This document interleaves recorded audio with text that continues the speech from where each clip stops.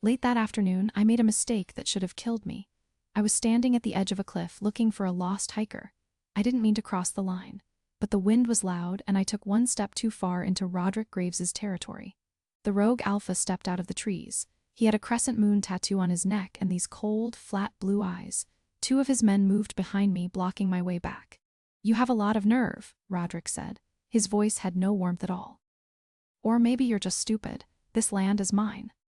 I told him it was an accident, that I was just tracking the hiker. He smiled then, but it didn't reach his eyes. He said trespass demanded punishment. His men grabbed my arms from behind. They were bigger than me, a lot bigger. I fought them, but their grips were like iron. My boots scraped against the dirt as they dragged me toward the cliff edge. Roderick watched me struggle. He said this was a lesson. Not just for me, but for Kalen Thorne, the alpha of my pack. He said it would show everyone how weak the old alpha really was. For a second, I saw something in his face. It wasn't just anger. It was this deep, impatient want. He gave a single, sharp nod. His men lifted me off my feet. The world tilted. The sky filled my vision. Then they threw me over the edge. The wind screamed past my ears. My stomach dropped. I saw the rock face blur past and the river rushing up to meet me. I hit the icy water so hard it drove the air from my lungs. Everything went dark and silent and cold. The current grabbed me and pulled me down. My chest burned. My limbs wouldn't move right. I thought of Kalen then, of his stubborn jaw, the way he always stood too close. A strange warmth flickered in my chest once, sharp against the cold. Then it was gone. The water filled my mouth and my nose. The last thing I saw was a deep green light far below in the river's heart. Then there was nothing. That green light, it wasn't going away. My lungs still screamed from the cold air of the fall. I woke up on the forest floor, my cheek pressed against the rough bark of a pine tree. My body was a map of wrong angles and deep, hot pain. I tried to move my head and saw a small figure crouched beside me. It was a boy with dark hair and wide, silver-gray eyes. He put a small, cold hand on my forehead. The scent of pine sap and wet earth was thick in the air. A low, warning growl rumbled from the trees behind him. The boy, Liam, looked past me and snarled. A man stepped into view, his father, Kalen Thorne. His eyes were the same hard silver as the boy's.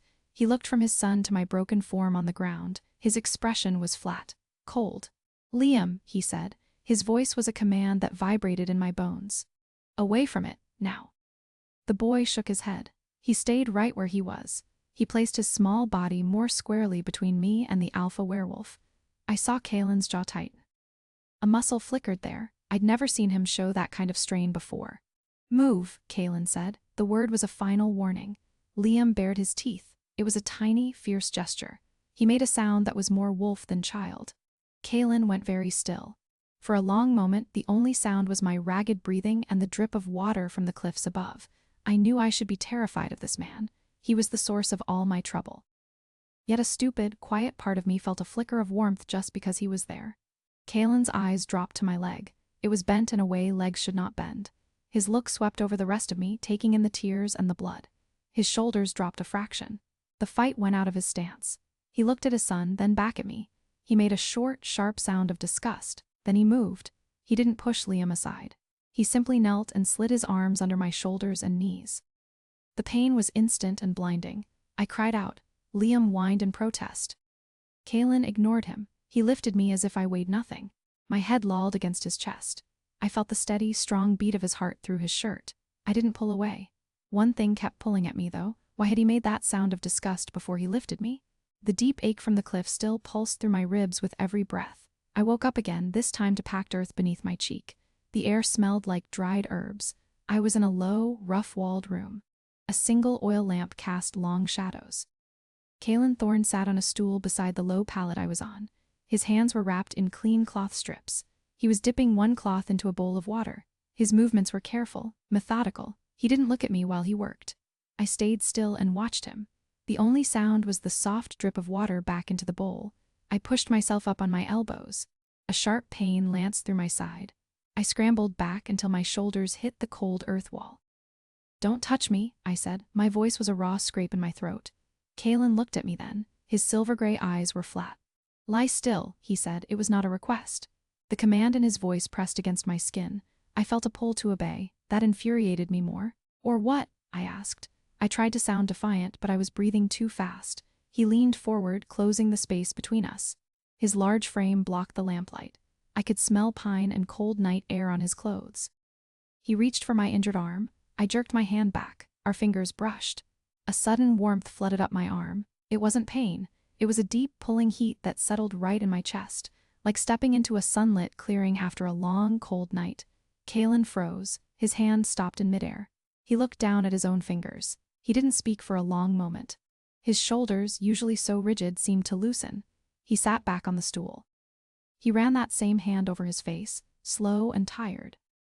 "The river was green," he said quietly. He didn't look at me. He stared at the bowl of water between us. "The heart of it was a deep green light. I saw it when I pulled you out." He said it like it was a simple fact. Then he went quiet again. The air in the room felt too thick to breathe. We were too close. Neither of us moved. I put it away and got on with things. But why my injured hand felt no pain after he touched it, that refused to stay put. The phantom pressure of his hand on my jaw still pulsed against my skin like a fresh bruise. I found myself standing in the main cavern's chill. The only sound was the distant, rhythmic drip of water from a stalactite. Kalen Thorne, the alpha werewolf, stood across from me. His broad shoulders blocked the glow of a single lantern hanging from the rock wall. He pointed to a dark opening across the cavern. "You will stay in there," he said. His voice was flat and left no room for argument. I didn't argue. I walked past his large frame toward the opening. The scent of old dust and damp stone filled my nose as I entered the small chamber. It was just a hollowed-out space with a rough bedroll on the floor. I heard a sharp crack behind me. I turned. Kalen's hand was gripping the stone doorframe. His knuckles were stark white against the dark rock. He wasn't human. I had to keep reminding myself of that. "It isn't." He started, then stopped himself. He looked away from me toward the main cavern. "Maya thinks it's a political risk, you being near me." He ran a hand through his short dark hair. It was a messy, frustrated gesture. I had never seen him do anything like it before. He stayed in the doorway and I stayed just inside the room. The space between us felt thick and hard to move through. A low ache started behind my ribs. It was the bond, a stupid and stubborn warmth. He took a sudden step back into the cavern. "Bolt the door at night," he said. His tone was final. He turned to leave, but then he stopped. He looked back at my left hand, at the faint scar across my palm. His eyes narrowed. "You're right-handed," he said, not asking. Then he was gone, walking away into the shadows without another word. I stood there, finally understanding why he'd made that sound of disgust before lifting me from the ravine. He had seen my dominant hand was unharmed. I had used my other hand to break my fall. That question, why my right hand was unharmed when I fell, sat there like something unfinished. Real quick, if you're here for the tension of a rogue human caught in a werewolf pack's politics, hit subscribe. Trust me, it gets more dangerous from here. My fingers still felt icy and stiff from the shock of his final, dismissing glare. I huddled in the far corner of the unfamiliar bed, the coarse wool blanket chafing against my bare arms. A violent gust of wind screamed against the outer wall. Then a deafening crack ripped through the chamber's ceiling. Wood and stone rained down. Kalen was a sudden dark shape in the doorway. He lunged forward and shoved me sideways off the bed. A heavy timber crashed onto the mattress where I had been. Dust filled the small room and I coughed. He crouched over me, his arm braced against the fallen debris to shield my head. His breath was warm and quick against my temple. He heaved the broken beam aside with a grunt. His hands moved to my legs. He did not grab or pull. He only asked, "Does it hurt?" His voice was rough, stripped of its usual cold command. I shook my head, though my ankle throbbed. His fingers probed the joint. They were surprisingly gentle. The touch lingered. I could feel the hard calluses on his palms against my skin. The strange warmth from the bond spread up my leg, a soft pull that eased the sharp pain. He tore a strip from the ruined blanket. "I always know where you are," he muttered as he began to wrap my ankle. "The bond. I can feel it like a thread." He stopped wrapping. He stared at his own hands as if the words had escaped without his permission. His hands stayed on my skin, holding the bandage in place.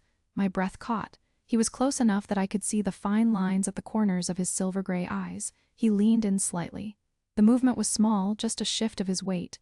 Then he stopped himself. He stood up so fast it made me flinch. "We need to move," he said. He offered his hand to pull me up. I took it. His grip was firm but careful, like he thought I might break. As he helped me stand, his shirt pulled tight across his chest. I saw a thick, jagged scar cutting across his ribs. It was old and pale against his skin. He saw me looking. He did not speak. He just turned toward the blocked door, his back to me. The weight of the unspoken thing between us filled the broken room, what I'd seen in his eyes before he turned away. I wasn't going to like the answer. The ghost of his careful touch still tingled on the skin of my forearm, a phantom warmth against the cavern's sudden chill. I stepped over the threshold into the main cavern. The sharp, clean scent of shattered stone and wet earth hung heavy in the air. Two of Kalen's patrol, men I didn't know, stood dripping on the stone floor. Their panic was a live thing in the room. "Roderick," the taller one panted. Water streamed from his leathers. He declared a hunt for her. Every face in the room turned toward me. Kalen moved before I could blink. He was just there, a solid wall of muscle between me and the rest of the room. His world had rules I didn't understand, and I was starting to realize I couldn't survive them. He growled, "He breaks our oldest laws." Kalen's voice was low, but it filled the whole cavern. I saw his eyes change. A flash of wolf gold burned through the gray. That fury was for me. It should have scared me. It didn't. He turned his head just slightly toward where I stood behind him. His voice dropped so only I could hear it. "I won't let him have you." It wasn't an alpha's command. It was a promise. He paused a beat too long after saying it, his jaw working. I didn't know what to say back. He faced his men again, his shoulders rigid. "Prepare the warriors," he ordered. "We meet this at our border." The patrol ran to obey, but Kalen didn't move from my side. He stood so close I could feel the heat coming off his skin. His hand hung at his side, almost brushing mine. I looked at my right hand, the one that should have been broken in the fall. I flexed the fingers. They moved without pain. I remembered the green light in the river, the way it had wrapped around that same hand and pulled me to the surface. Kalen saw me looking. His eyes went to my hand, then back to my face. His disgust that night made a terrible kind of sense now. The river had chosen to spare me. That was a truth I couldn't face yet. I pushed it aside. But why his hand almost brushed mine after the patrol left? That detail stuck.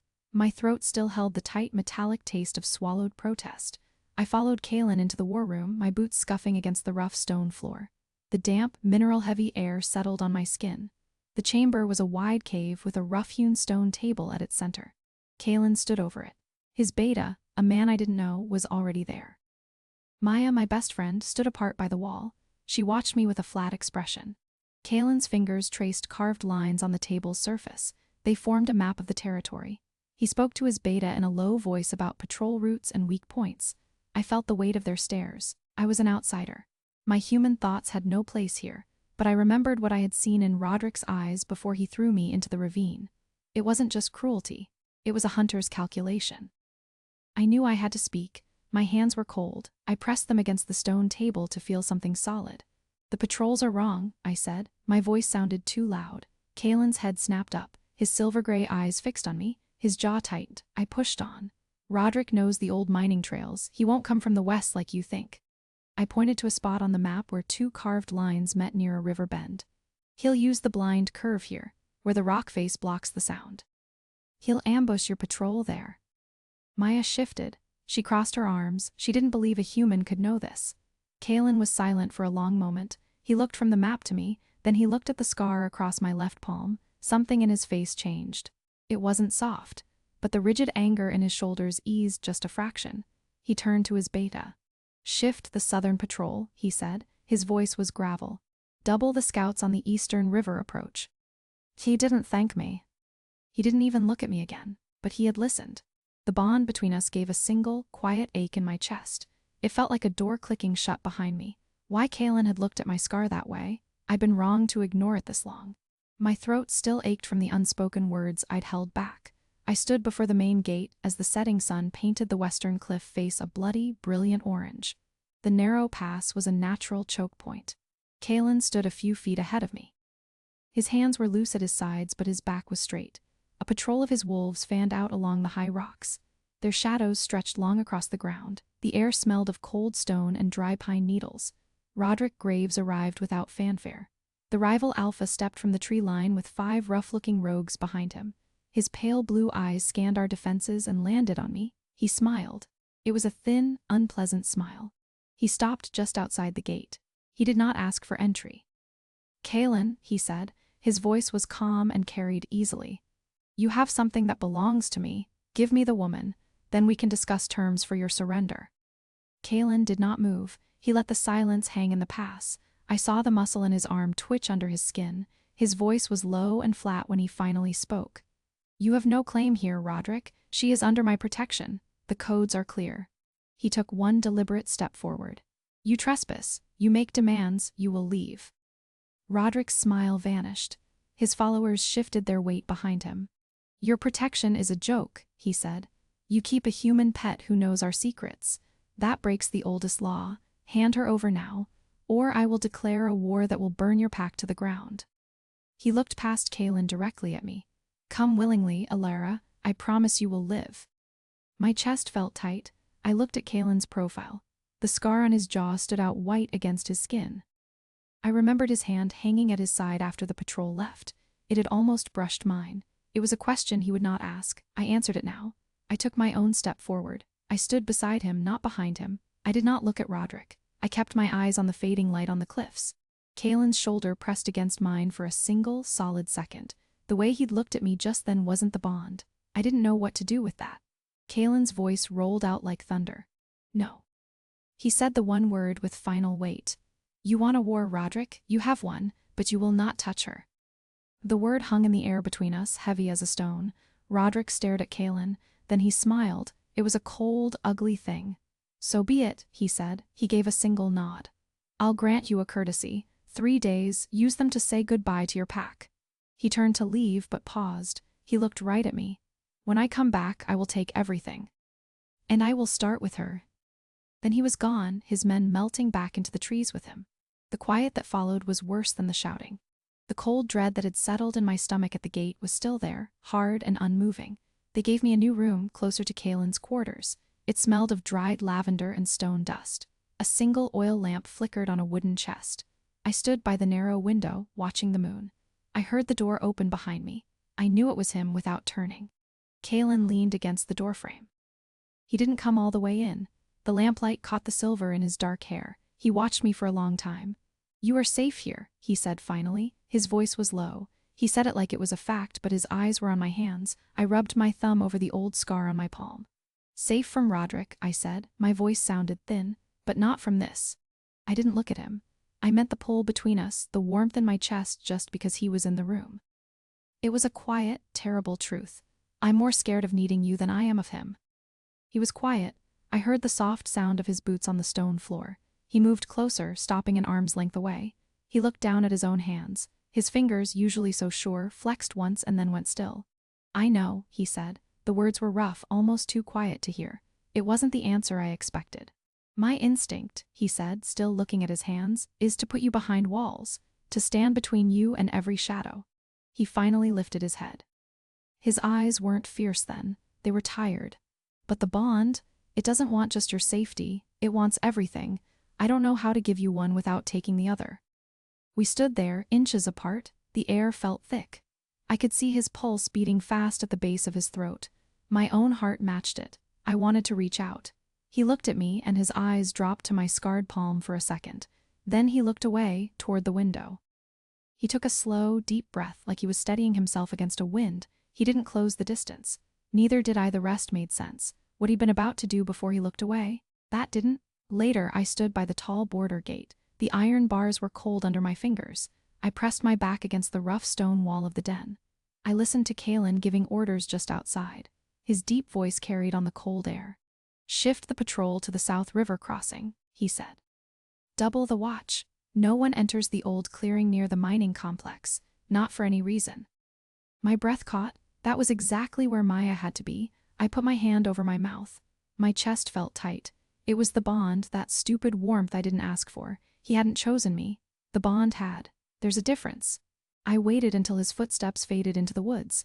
Then I crept along the wall to the edge of the den. 2 of Kalen's guards stood watch at the open gate. Their broad backs were turned to me. They watched the dark forest. I crouched low, my muscles tight. The scent of wet pine needles filled my nose. I had to move.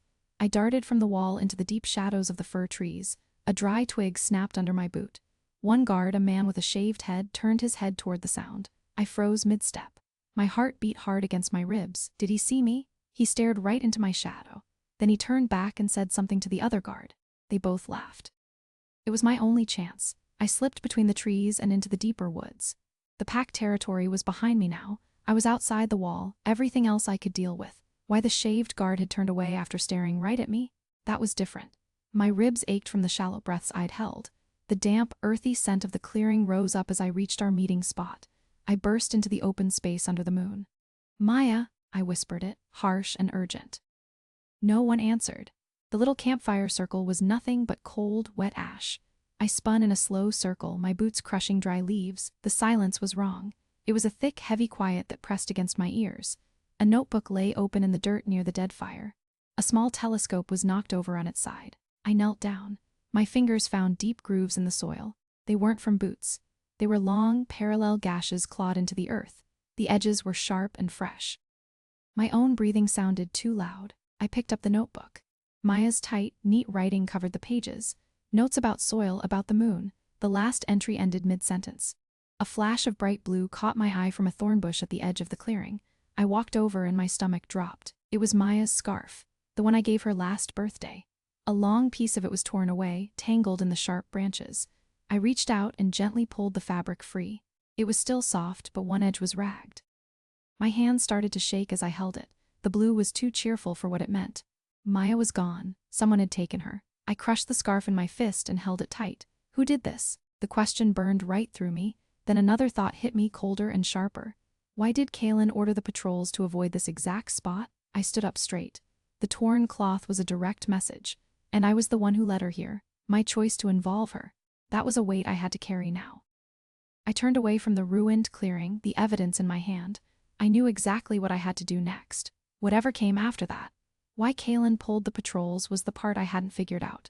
The grit from the clearing's dirt was still deep in the creases of my palms. It felt coarse. Accusing.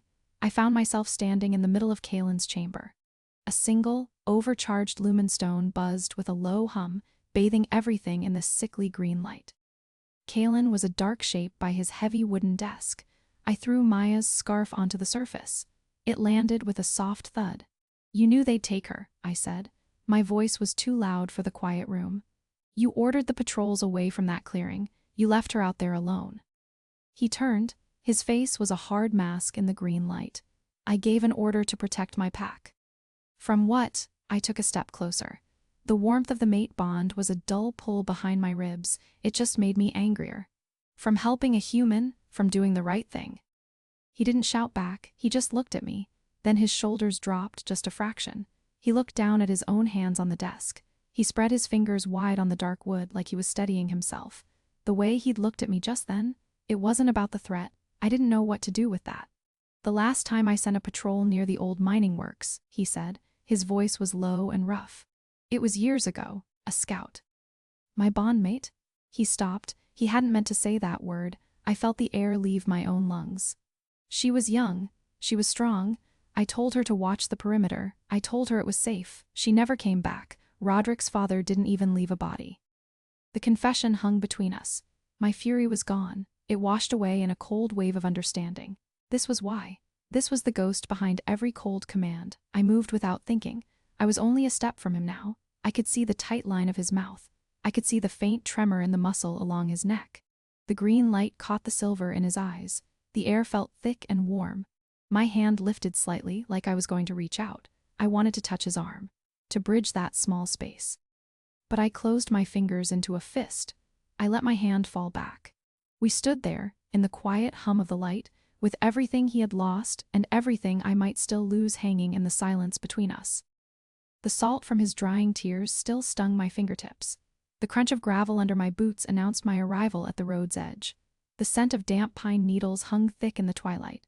Kaelin moved past me. His broad shoulders were a tense line against the fading light. He held Maya's scarf to his face, his eyes closing for a long moment. He lowered the cloth and pointed into the woods. "They came through here. The scent is strong." I followed him off the road. The forest floor was a mess of crushed ferns and broken branches. The trail was easy to see, even for me. It led straight toward the old mining complex. My hope felt sharp and thin. Then we reached a wider service road, and the clean scent from the scarf just vanished. It was swallowed up by a mix of oil, mud, and too many other people. I saw Kaelin's nostrils flare. A deep frown settled between his brows. He walked a slow line across the road, his head down. I saw his hands curl into loose fists at his sides. "It's gone," he said, his voice flat. "Too much traffic and something else." He stopped and lifted his head. He took a long, slow breath through his nose. His expression shifted. It went from focus to confusion. It was a look I had never seen on him before. It made my stomach drop. He shook his head once like a dog shaking off water. "A chemical stench. It burns, it blocks everything." I walked the opposite side of the road, searching for anything. My eyes caught on a glint of metal in the ditch. I knelt and pulled a small, crushed silver canister from the mud. It was cold and slick in my hand. One side was stamped with a logo I didn't recognize. Kalen. He was beside me in 2 long strides. He took the canister from me. He turned it over and his whole body went still. The frustration fell from his face. It was replaced by something colder, something knowing. "This is a dampener," he said. He didn't look at me. He stared at the canister like it was a poison snake. "High grade. Used to mask supernatural signatures, to confuse trackers." His thumb rubbed over the logo. His voice was low when he spoke again. "This is how he took her from the clearing. My patrols avoided it on my order. I made it the perfect blind spot." He finally looked at me. The silver in his eyes looked dull in the dusk light. He had given the order to protect me. He had created the hole Roderick used to take Maya. The change in him was quiet and total. The invincible alpha was gone. In his place was a man who saw his own failure repeating. The grit of roadside dust still coated my teeth and the inside of my throat. It was stubborn as a stain. Inside the way station shed, the air was thick and still. It carried the sharp, fungal scent of rotting wood and forgotten things. Kalen moved first. He put a hand out to stop me. His eyes were fixed on the far wall. I heard it then, the low, even breathing of someone asleep. We moved toward the corner without a sound. My boot avoided a floorboard that looked loose. His shoulder brushed mine in the dark. A flicker of warmth went through me. Unwanted, but there. He hadn't chosen me. Something else had put us here. There was a difference. I started opening boxes. They were full of rusted machine parts. Kalen checked the other side of the shed. Then my fingers found a metal lockbox tucked under a burlap sack. It wasn't locked. Inside were paper manifests. I pulled one out and held it to the weak moonlight from a cracked window. The words "live assets" and the coordinates for the mining compound were typed clearly at the top. I looked at Kalen and nodded. He took the paper from my hand. His face changed. The hard lines of it went still, then they tightened with a cold rage I had never seen. One of the sleeping men stirred. He muttered something and shifted. His eyes opened. They were looking right at our corner. Kalen went rigid beside me, ready to spring. I didn't think. I pressed my back against the wall and made the sound. A perfect mimic of a red fox's sharp bark, the kind that echoes in the woods at night. The man grumbled. He said something about pests and closed his eyes again. Kalen looked at me. For a second his eyes held no dominance, only a stark and open surprise. Then he grabbed my arm and the lockbox. We moved. We slipped out the broken side door into the covering night. The cold air hit my lungs like a shock. We ran, not speaking, putting distance between us and the shed. I kept up with him, the manifests clutched tight in my free hand. I stayed because the proof was in my hand, and he was the only force strong enough to use it. My hand had lifted to touch him before because I needed an anchor in the storm he brought. Now I was becoming something that could weather it. Everything else I could deal with. Why my hand had lifted to touch him was different. My lungs still burned from the cold air I'd gulped down during our escape. I finally let my back settle against the rough granite of an outcrop. The solid stone was a stark contrast to the flimsy shed walls. Kalen stood a few feet away, his dark hair stark against the night sky. He turned the metal canister over in his hands. The silence between us was heavy with everything we had found. He pressed a hidden seam near the base I had not seen. A small compartment clicked open. He tipped it. A single, dried white petal fell into his palm. He stared at it. His entire body went still. "What is that?" I asked. My voice sounded too loud. He did not answer for a long time. He just looked at the petal. Then his shoulders dropped a fraction. A small thing, but I had never seen him soften like that. "Moonflower," he said. His voice was low.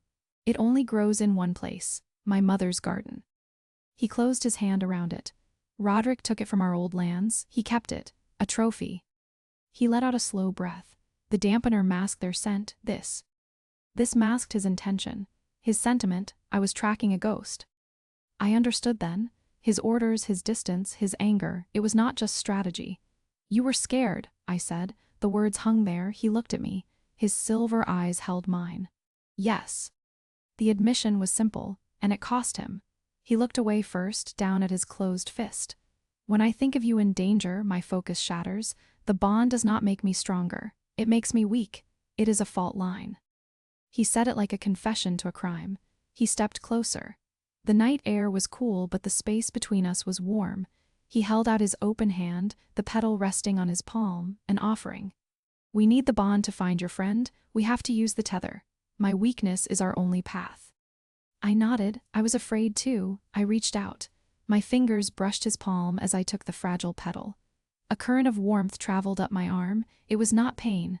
It was a deep, pulling ache. Our eyes locked. We did not move. He spoke the old words. The world narrowed to the sound of his voice and the beat of my own heart. Then a second rhythm joined mine, steady and strong, syncing with my pulse. It was his.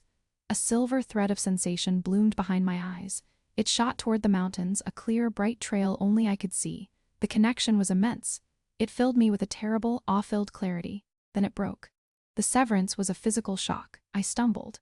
Kalen caught my arm. His breathing was ragged. His face was pale. We stood there, holding each other up, shattered by the power we had just channeled. The trail was clear. The cost was written in his shaken eyes and my trembling hands. Something between us had changed forever. What was in the mountains at the end of that silver thread? I'd been wrong to ignore it this long. The phantom rhythm of Kalen's heart still pulsed against my ribs. A second beat I couldn't silence. My breath hitched as I crouched in the scrub at the compound's fence line. The taste of ozone from its crackling energy grid coated my tongue. Kalen held a thorny branch aside so I could crawl forward. His fingers brushed my arm, and a strange warmth cut through my fear. He hadn't chosen me. The bond had. There was a difference. But his body was a solid wall beside mine in the gathering dark. The patrol's flashlight beams finally disappeared around the corner of a warehouse. I let out the breath I was holding. My lungs burned. Kalen's shoulder was still pressed against my back, solid and unmoving. He didn't pull away until the crunch of their boots was completely gone. We crawled the last few yards on our stomachs. The ground was cold and wet. When the tree line ended, the view opened up. A sunken loading dock sat below us, lit up like it was daytime. My hand shot out. I grabbed Kalen's arm. My fingers dug into the sleeve of his shirt. There were cages. Dozens of them, lined up in rows under those harsh white lights. Each one held a wolf. Some were pacing back and forth, back and forth. Others just lay there, their sides heaving. A low sound drifted up to us. It was a whine, a collective murmur of pure animal despair. I counted the cages again. My stomach turned to ice. This was so much bigger than we thought. A truck engine roared to life near the main building. The sound was deafening. Kalen looked at me. In the dark, his eyes held a faint gold light. It wasn't anger, it was grief. A raw and terrible grief. He was letting me see it. He was changing, right in front of me. "Do we still go in alone?" he asked. His voice was quiet, rough. I didn't answer him. I turned my head toward the compound and I caught at a trace of Maya's floral shampoo. It was so out of place here. The scent trailed through the air toward a rusted service door, and then it just stopped. It faded away into nothing. That question hung there between us. Why did it just stop? The air in the shallow cave was damp and cold. I could feel the groundwater seeping through the knees of my pants. I tried to make my body stop shaking. It didn't work. Kalen was a dark shape beside me. The silence was heavy. Then he moved. He didn't look at me. He just shrugged out of his heavy jacket and draped it over my shoulders. The weight of it was sudden and warm. It smelled like pine and like him. I pulled it tight around me. My shivering slowed. He went back to watching the cave entrance. His profile was sharp against the dim light. That's when I saw his hands. They were resting on his knees, and they were shaking, not a lot, just a fine, constant tremor. "You're scared," I said. My voice was small in the damp space. He didn't deny it. He let out a slow breath. It fogged in the cold air. "I'm scared for you," he said. His voice was rough. "If you get hurt because I waited for the pack, because I was too cautious, it would be the same failure, all over again." He didn't look at me. The line of his neck was tense. We were inches apart on the cave floor. The warmth from his jacket wrapped around me. I felt the pull of the bond then. It wasn't a command. It was just a deep, tired ache to close that space. I leaned toward him. His hand brushed my arm, but he didn't pull me closer. He placed his palm flat against my chest over my heart. It stopped me. His touch was gentle but firm through the layers of fabric. My first bondmate died because our enemies used her humanity against her, he said. His eyes were dark and serious. They called it a weakness. I believed them. I built a fortress to protect the next one. He paused, his thumb pressed once lightly against my sternum. But you followed a thread of silver all the way to a mountain of cages. Your human eyes saw the shipping manifests we missed. That's not a weakness, Alara. It's the only weapon we have. He took his hand back. He turned to face the cave entrance again, but the air in the cave felt different after that. It felt shared. The raw ache from his grip was still in my palm, a phantom pressure. My boots sank into the soft, wet earth beside the compound's fence. The air smelled like cold steel and rain. The chain-link fence was right ahead. And the silence, it felt heavy and wrong. Kalen stood motionless beside me. He tilted his head. He inhaled deeply, his nostrils flaring once. No recent patrol scent, he murmured. My stomach tightened into a hard knot. His world had rules. This quiet was one of them. I scanned the fence line, my eyes straining in the dark. Then I saw it. I reached out and tapped his arm, pointing. One section of the links was already snipped. The cut edges shone under the moon. It was a clean, new break. Kalen moved faster than I could blink. He shoved me behind his back with one solid arm. A low, vibrating growl started deep in his chest. His eyes, fixed on the fence, held a flat, dangerous light I had never seen before. The world turned white. A bank of floodlights on the fence posts snapped on with a loud buzz. The harsh light blinded me. I stumbled back, my hand flying up to shield my face. A familiar, mocking laugh echoed from speakers hidden somewhere above. It was Roderick Graves. "Welcome, little mate," his voice boomed. "We've been expecting you." Beside me, Kalen shifted. Bones cracked, fur erupted from his skin. A massive, dark wolf now stood where he had been. A snarl ripped from his throat, tearing through the artificial light. Men in dark clothes came out from everywhere, behind concrete blocks from drainage ditches. They carried heavy, blunt weapons. We were completely surrounded. Roderick had known our exact point of entry. He'd known our whole plan. Kalen, now a massive, dark wolf, put himself squarely in front of me. His fangs were bared and wet. His ears were flat against his skull. I saw the muscles in his shoulders bunch, ready to spring. His breath came in quick, white puffs in the cold air. And a single, stupid thought cut through my panic. I saw the careful way he placed his body between me and every threat. It was a wall I both hated and needed.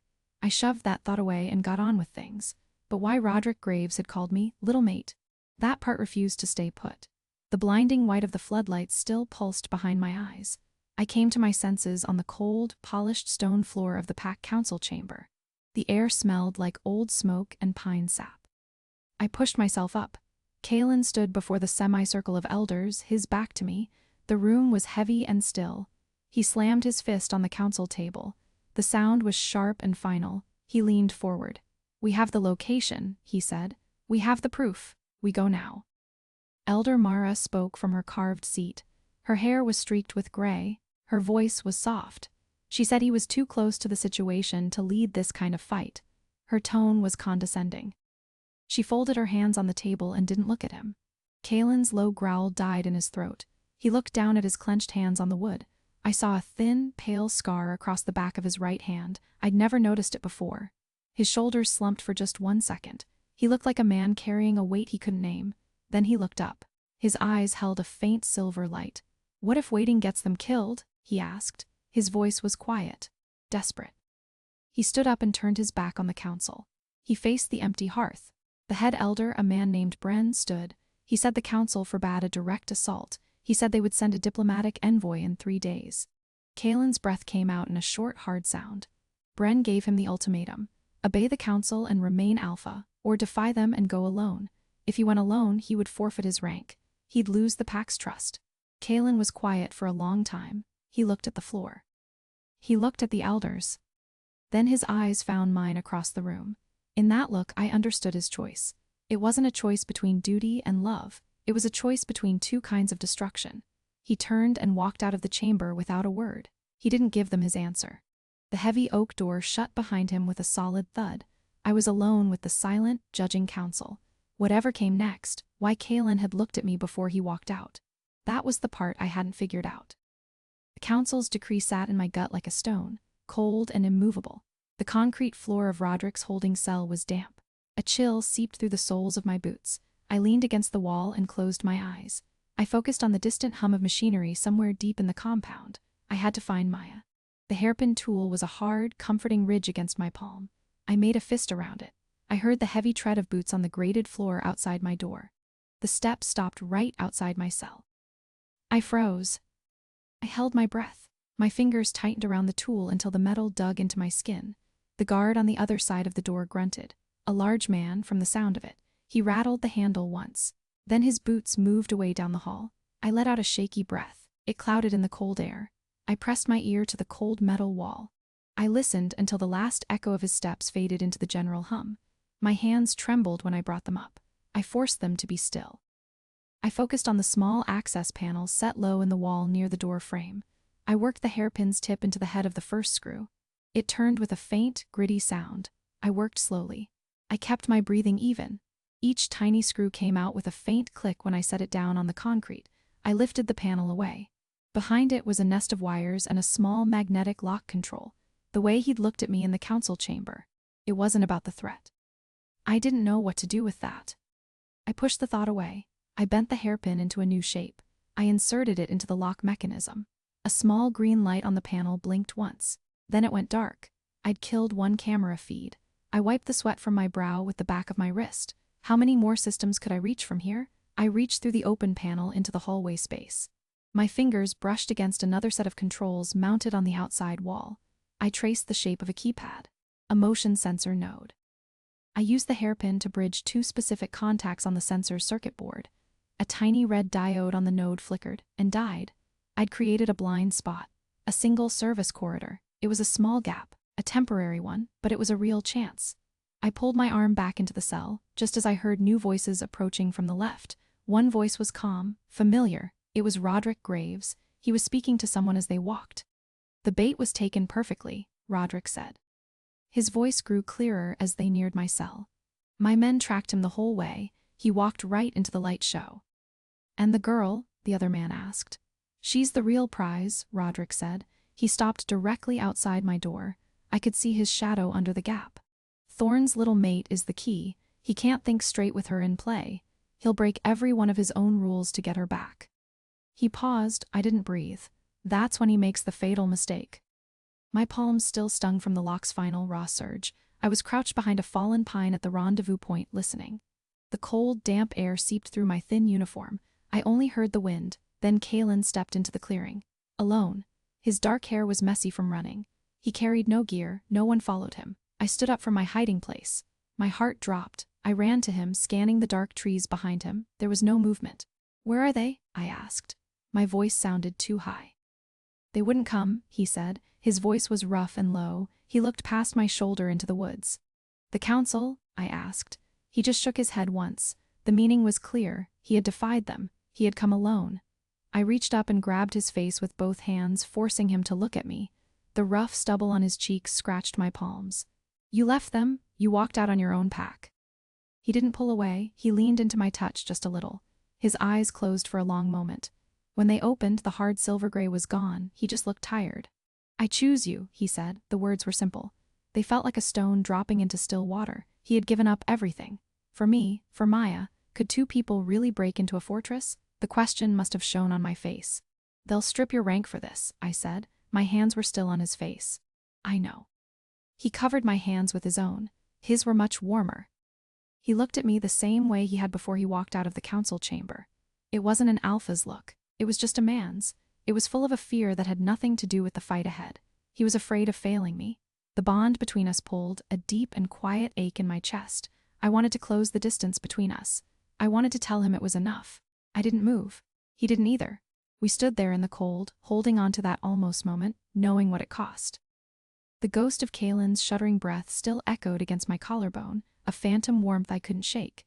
My breath hitched as I crouched beside the compound's outer wall. The damp stone leached a bitter cold through the knees of my pants. I pointed to the thermal map on Kalen's wrist device. The backup generator cycled off for 90 seconds. That was our only window. Kalen gave a single sharp nod. I held my breath and waited for his signal. The silence felt thick and heavy around us. Kalen closed his eyes. A sudden pressure settled in the air like a storm front. His alpha aura spread out, a heavy blanket meant to smother our heat and scent. A single vein stood out on his forehead. Sweat tracked a clean line through the grime on his temple. He wasn't human. I had to keep reminding myself of that. This power came from a place I could not understand, and it was costing him. 2 of Roderick's guards walked past the blind spot. They paused right at the edge of the darkened section on the map. One guard, a broad man with a shaved head, sniffed the air. Kalen's whole body went rigid beside me. The pressure in the air pulsed, dense and hot. The guard with the shaved head shook his head and said something to his partner. They moved on. I pressed flat against the cold wall and did not dare to blink until they turned the corner. We slipped through the service hatch just as the generator's hum returned. The security field sealed, shut behind us with a soft click. Inside the corridor, the air was warm and smelled of ozone and grease. Kalen sagged against a steam pipe, his face pale under the dim emergency light. I caught his arm to steady him. His skin was hot and damp. His eyes met mine, and for a second they were just tired, not fierce. The bond gave a faint, answering ache in my chest. I kept my hand there. Could he keep this up long enough to find Maya? A door hissed open further down the corridor. A lone guard stepped out, his back to us. Kalen moved. It was a blur of shadow and terrible, silent efficiency. He covered the guard's mouth and pulled him into the darkness between 2 machines. There was a single, sharp crack. Kalen emerged alone a moment later. He wiped his hands on his pants, leaving no trace. He looked at me, and his eyes were not tired anymore.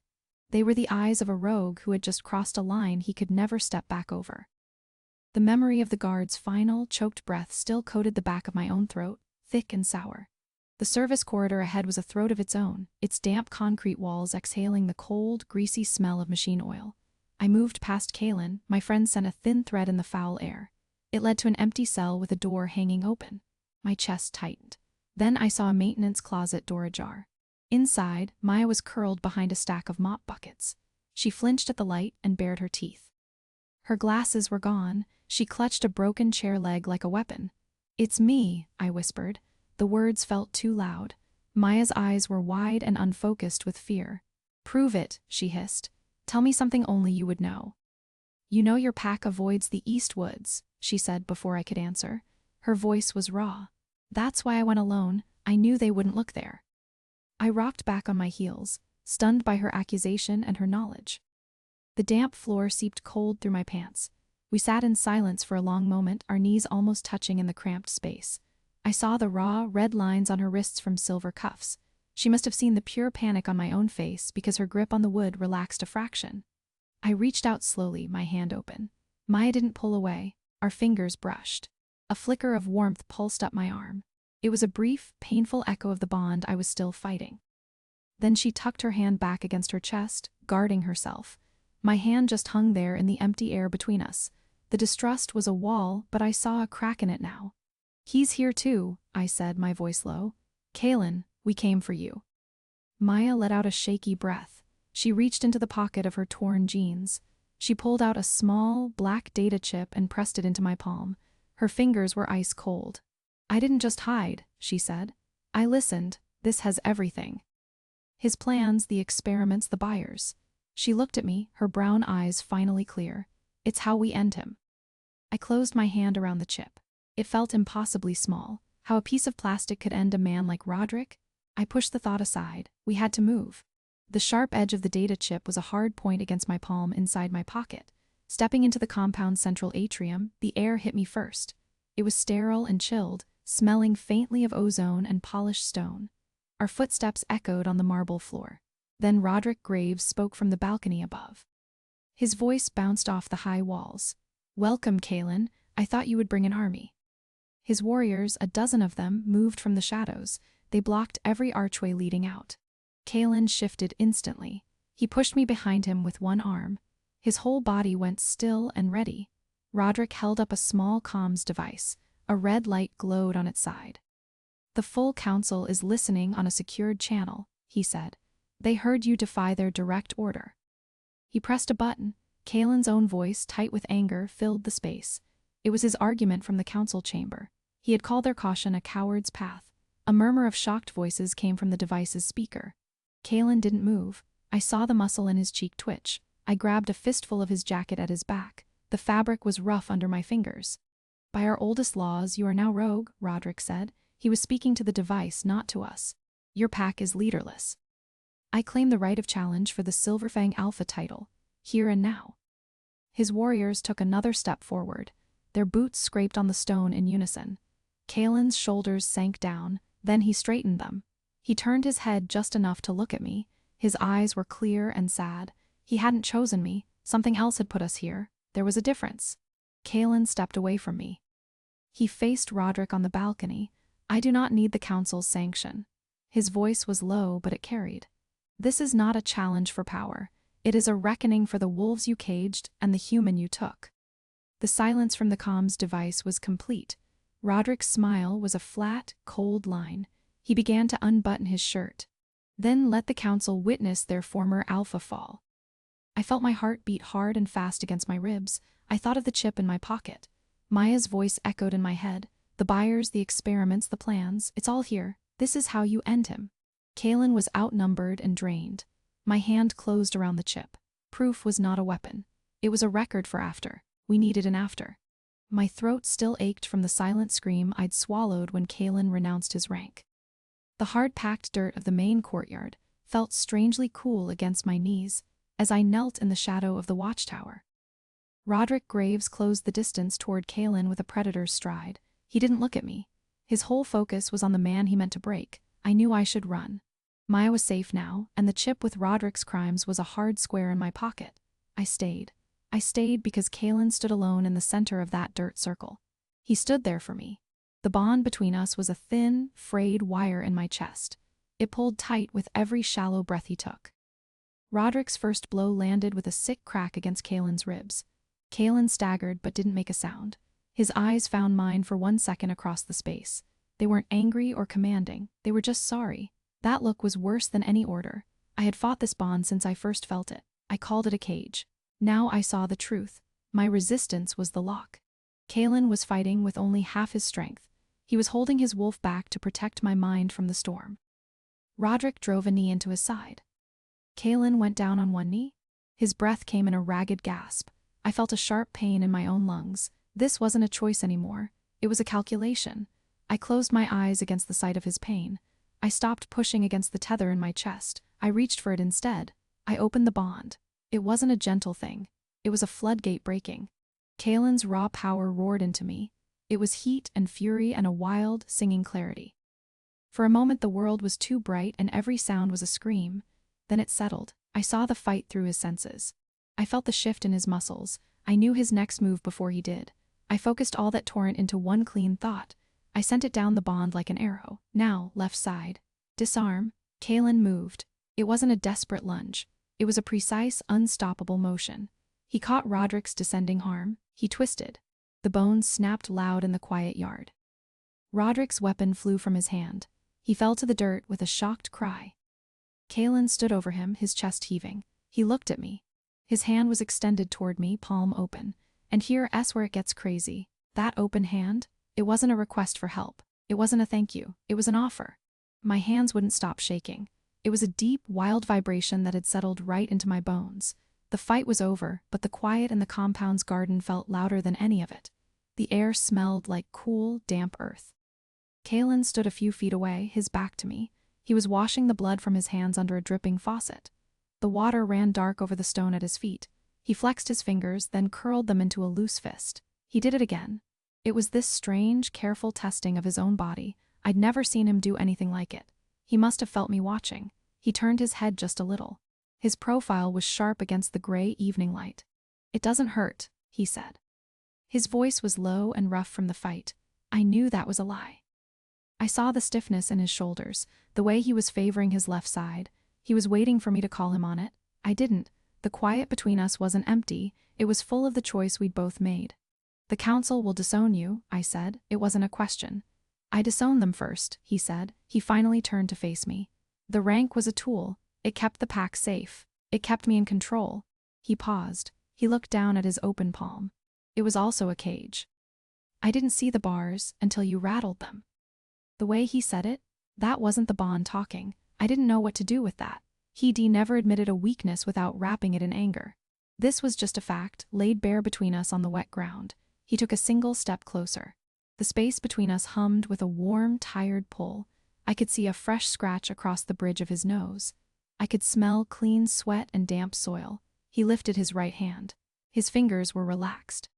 He held it there, palm up, in the air that separated us. It was an offer, not a demand. It was the answer to a question I hadn't asked out loud. Why his hand was open. Why it was reaching for me. He was waiting to see if I would close the distance. I held my breath. My own hands were still at my sides. They had finally stopped shaking. I moved toward the command center door. The ghost of Kalen's hand on my jaw was still a warm pulse against my skin. I stepped into the harsh light. My boots scuffed against a floor that was sticky with spilled coolant and old blood. Kalen stood in front of a bank of dead monitors. He held his left arm tight against his ribs. His shoulders weren't set with their usual rigid control. They had a weary slump. The bond between us was a quiet hum now. A settled thing. Maya rushed from a side console. Her glasses were smudged. Her braid was frayed at the end. She threw her arms around my neck and I felt her whole body shake once. "They're all free," she said into my shoulder. She pulled back and held up a data chip. "The manifests and this, it's enough to bury Roderick and his buyers." A low chime cut through the room. A red light on the main panel started to flash. Kalen turned his head slowly toward the sound. He didn't move to answer it. He just watched the light pulse against the gray metal. "That will be the council," he said. His voice was low. He finally reached out and pressed a button. A screen flickered to life. 3 stern faces looked back at us. I recognized them from PAC briefings. The woman in the center spoke first. Kalen Thorne. "You are hereby summoned to answer for your unsanctioned, rogue actions. You forfeited your rank and endangered treaty accords." I felt my fists curl at my sides. I stepped forward to stand beside Kalen, not behind him. Kalen's right hand was resting on the console. It went very still. He looked at the council members on the screen. Then he looked at me. His eyes were clear. "My actions were mine alone," he said to the screen, "but my standing here now is not." He moved his hand. He turned his palm up toward me on the stained console surface. An offering, not a command. The air in the room felt thin and sharp. I placed my hand in his. His fingers closed around mine. He was careful of the old scar across my palm. His grip was warm. It was sure. And what Alara had said under his breath when he thought I wasn't listening. That wasn't going away. Real quick, if you were holding your breath for that ending, hit subscribe. You're exactly the kind of listener this channel is for. So, let me ask you. When the world gives you a cage and a key, which one do you reach for first? Drop your thoughts in the comments. And if you want more stories where the choice is never simple, hit that like button and I'll see you in the next one.